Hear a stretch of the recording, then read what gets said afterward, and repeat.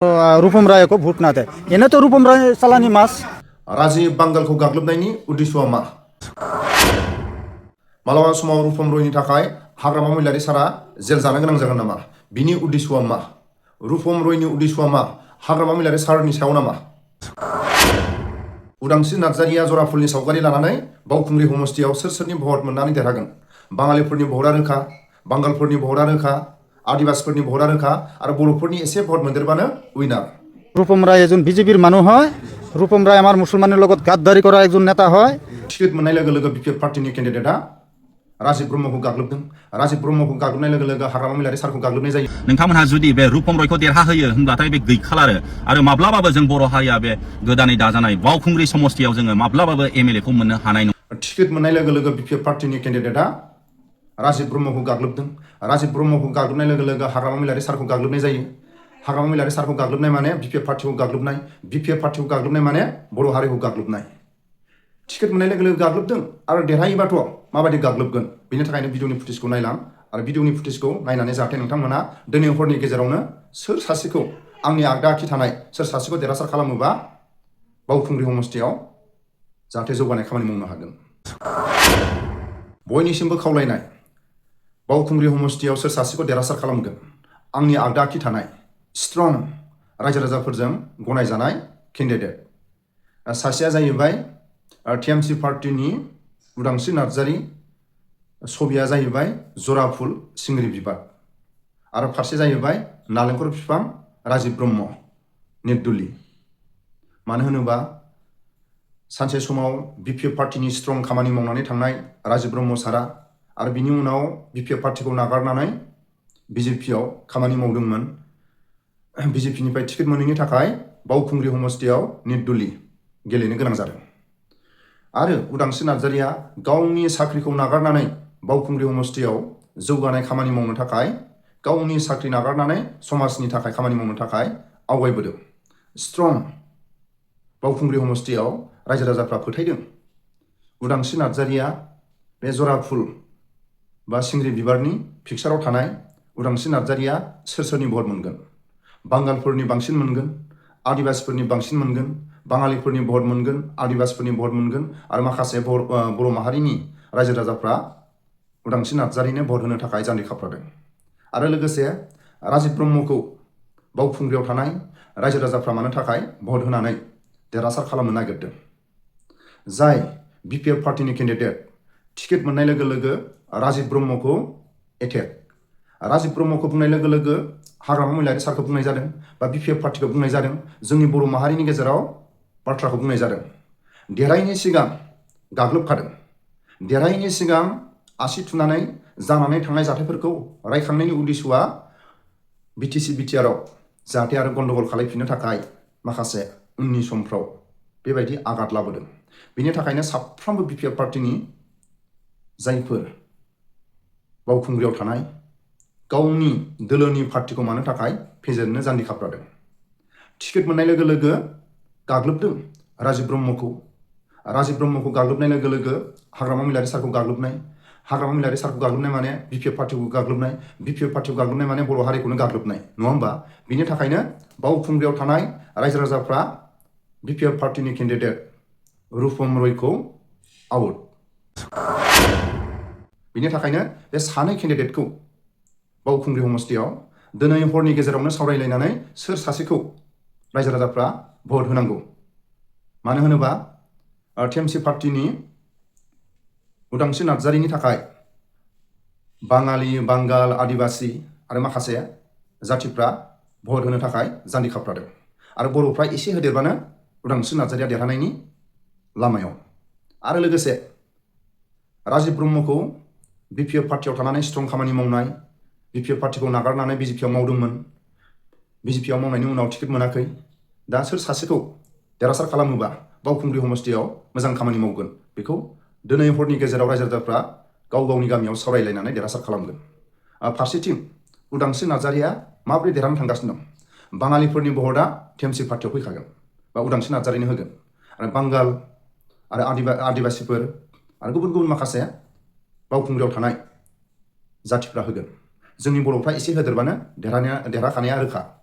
आरो लोगोसे राजीब ब्रह्मआ मानो थाखाय देरहानो थांगासिनो दं बिपिएफ पार्टिनि माखासे मोजां मोनग्रा बा बिपिएफ पार्टिखौ बरायनानै जायफोर केन्डिडेट मोनदोंमोन बिपिएफ पार्टिनि माखासे सापर्टारफोरानो बिपिएफ पार्टिनि केन्डिडेटखौ मोजां मोनाखै देरहासार खालामोबा आरो बर' हारिखौ माबायदि गाग्लोबबावगोन देरहायैनि सिगां गाग्लोबनायनि उद्देश्यआनो जाहैबाय बर' हारिखौ गुलाय गुजाय खालायनायनि लामायाव दं बेनि थाखायनो बे आंनि आगदाखि थानाय सानै सासेया जाहैबाय उदांस्रि नार्जारी सासेया जाहैबाय राजीब ब्रह्म बे सानै केन्डिडेटखौ दिनै हरनि गेजेरावनो जाहाथे रायजो राजाफ्रा मोजां सावरायलायनानै जाहाथे भटखौ होयो उदांस्रि नार्जारीनि भटआ बांसिन बाङालि बांगाल आदिबासि आरो बर'फोरनि भटआ माखासेया मोनगोन अब्ला देरहानाया ओरैनो रोखा आरो माखासे भटफ्रा जोबोद गावफ्लेगोन बेनि थाखायनो बे सानै केन्डिडेटखौ जाहाथे बावखुंग्रि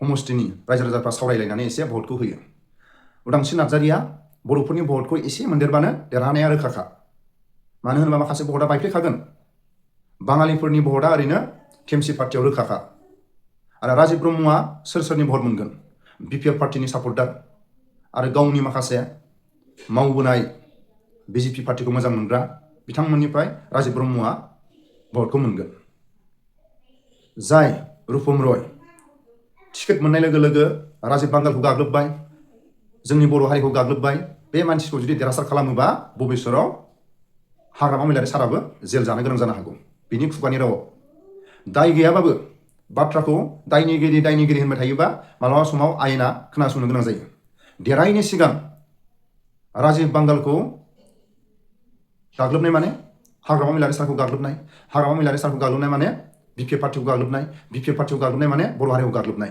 देरहायैनि सिगां बेनि थाखायनो बे सानै केन्डिडेटखौ जाहाथे बावखुंग्रियाव थानाय रायजो राजाफ्रा एसे सानलायनानै भटखौ होयोबा मोजां जागोन मानो होनोबा उदांस्रि नार्जारी टिएमसि पार्टिनि बे जराफुलनि बा सिंग्रि बिबारनि छबियाव भट होयोबा माबोरै देरहासार जागोन बाङालिफ्रा ममता बायद'खौ जोबोद मोजां मोनखायो आरो बांगालफ्रा सोरनो होनो सोरनो होआ ममता बायद'खौ मोजां मोनखायो आरो टिएमसि पार्टिनो होगोना माने 99% रोखा जानानै दं आरो आदिबासिफोरनि भट आरो बर'फोरनि भट बिनि थाखायनो उदांस्रि नार्जारीया देरहानाया रोखा होननानै एसेबाबो सावरायलायदों नाथाय फारसेथिं राजीब ब्रह्म सारनि थाखाय बिपिएफ पार्टिनि सापर्टारफ्रा भट होगोन आरो गावखौ मोजां मोनग्रा रायजो राजाफ्रा होगोन आरो जेब्ला बिजेपि पार्टियाव थानानै खामानि मावदोंमोन बिजेपिखौ मोजां मोनग्रा बिथांमोना होगोन आरो माखासे रायजो राजाफ्रा बिपिएफ पार्टियाव थानानै खामानि मावनाय बिजेपियाव थानानै खामानि मावनाय बिथांमोनखौ माखासे अनबोनाय रायजो राजाफोरखौ अनबोनाय बिथांमोना राजीब बांगालनो होगोन बिनि थाखायनो जेरैखि जाया बिपिएफ पार्टिनि केन्डिडेट रुपम रयखौ जाहाथे आउट खालायनो हायो শুনি আছোঁ আমি এতিয়া ইলেকশ্যন বতৰ তো ইউপিপিএলে আৰু বিপিএফে যি ধৰণৰ ভাষণবিলাক মাৰি আছে মই বাওঁখুংগ্ৰি সমষ্টিৰ এজন বাসিন্দা হিচাপে আৰু একজন মুছলমান হিচাপে মই 2-4টামান কথা ক'ম যে চাওক আমাৰ মুছলমানসকলৰ যি ধৰণৰ দুৰ্গতি যি ধৰণৰ হেৰাছমেণ্ট যি ধৰণৰ হাৰাশাস্তি চলি আছে আমাৰ বিটিচিতকৈ ধৰি অসমতে আমাৰ বিটিচিৰ যেতিয়া ইলেকশ্যন হৈছিল তেতিয়া বিপিএফ গভৰ্ণমেণ্টে হাগ্ৰামা মহিলাৰী ডাঙৰীয়া কৈছিল যে বিটিচিত বিজেপি হাটাও বিটিচি বাঁচাও তো বিজেপি হাটাও বিটিচি বাঁচাও কৈ পেলাই আমাৰ মুছলমানসকলৰ এশৰ ভিতৰত 99 ভোট লৈ পেলাই চৰকাৰ গঠন কৰিলে তো চৰকাৰ গঠন কৰাৰ পিছতে এতিয়া কৈ আছে যে আমি এতিয়া বিপিএফ নাই এনডিএ তো বহুত দুখ লগা কথা যে আমাৰ মুছলমানৰ লগত বহুত ডাঙৰ এটা গাদ্দাৰী কৰিলে হাগ্ৰামা মহিলাৰীয়ে কাৰণ 28টা সিট পাৱাৰ পিছতো বিজেপিৰ লগত এলাইছ হ'ল তো এলাইছ এলাইছ হোৱাৰ লগে লগে কেইদিনমান আগতে আমাৰ মুছলমানকে একটা মান গাঁও বিটিচি অঞ্চলৰে উচ্ছেদ হ'ল তো মুছলমানসকলে এইবাৰ বুজি পাইছে যে আমাৰ মুছলমানসকল ইমান বুৰ্বক নহয় আমি ইমান ভুদাই নহয় আমি ভাত খাওঁ আৰএছএছৰ মানুহ এজন বিজেপিৰ মানুহ এজন ইয়াতে বিপিএফৰ টিকেট লৈ পেলাই দাঁড় কৰি দিলে আমাৰ মুছলমানবিলাক গম পাইছে অলৰেডি অকল মই বুলি নহয় আমাৰ যিমান বাওঁখুংগ্ৰি সমষ্টিৰ আমাৰ মুছলমানসকল আছে চবে গম পাইছে যে ৰূপম ৰয় এজন আৰএছএছৰ মানুহ হয় ৰূপম ৰায় এজন বিজেপিৰ মানুহ হয় ৰূপম ৰায় আমাৰ মুছলমানৰ লগত গাদ্দাৰী কৰা একজন নেতা হয় যেতিয়া আসুৰ প্ৰেচিডেণ্ট আছিলে তেখেতে NRCৰ মেইন কমপ্লেইনকাৰী ৰূপম ৰয়ে আছিল। আৰু যেতিয়া ৰূপম ৰয়ে NRCৰ কমপ্লেইন কৰিছিলে তেতিয়া আমাৰ শ মুছলমান, আমাৰ আই মাতৃসকল, আমাৰ চাচা চাচীসকল, খুৰাসকল ছুইচাইড হোৱা বাধ্য হৈছে। শ মানুহ ছুইচাইড কৰিছে। ইয়াৰ কাৰণে বাওঁখুংৰি সমষ্টি মুছলমানসকলে এবাৰ চিন্তা এটা কৰিছে, যিমানে হাগ্ৰামা কওক, অলৰেডি হাগ্ৰামাৰ লেকচাৰটো বুজি পাইছে, অলৰেডি ৰূপম ৰায় চিনি পাইছে। ৰূপম ৰায় অলৰেডি মানুহটোতো BPFৰ নহয়, চলাটোহে BPF, অৰিজিনেল বডিটোতো BJP হে, RSS হে। এই কথাটো আমাৰ বাওঁখুংৰিৰ ৰাইজে গম পাইছে।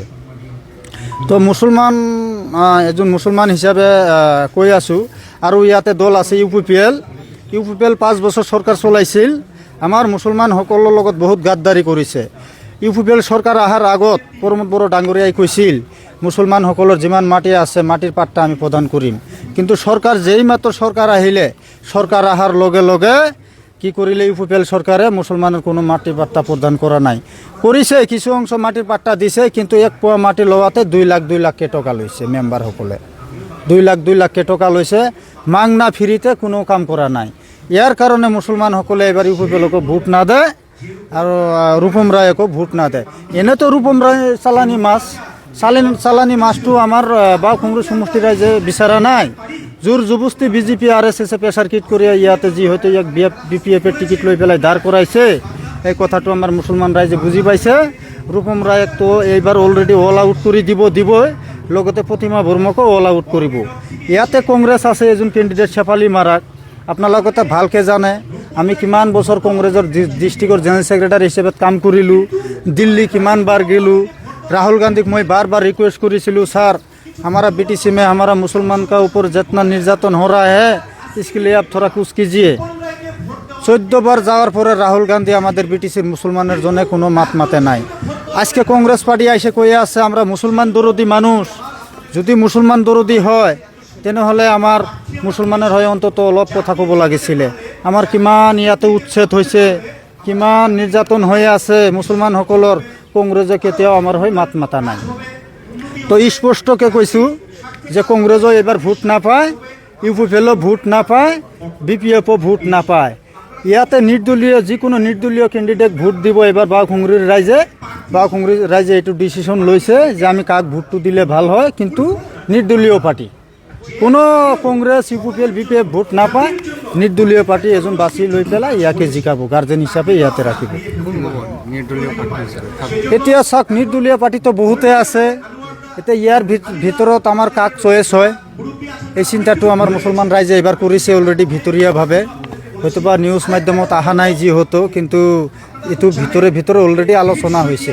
অকল মোৰ কথা নহয়, এইটো আমাৰ মুছলমানসকল যিবিলাক BPFৰ লিডাৰ আছে বা BPFৰ মানুহ আছে, UPPLৰ মানুহ আছে, কমপ্লিটলি মিলি পেলাই আমি একজনকে জিকাম, ভোটটো একজনে পাব, কিন্তু নির্দলীয় পার্টি।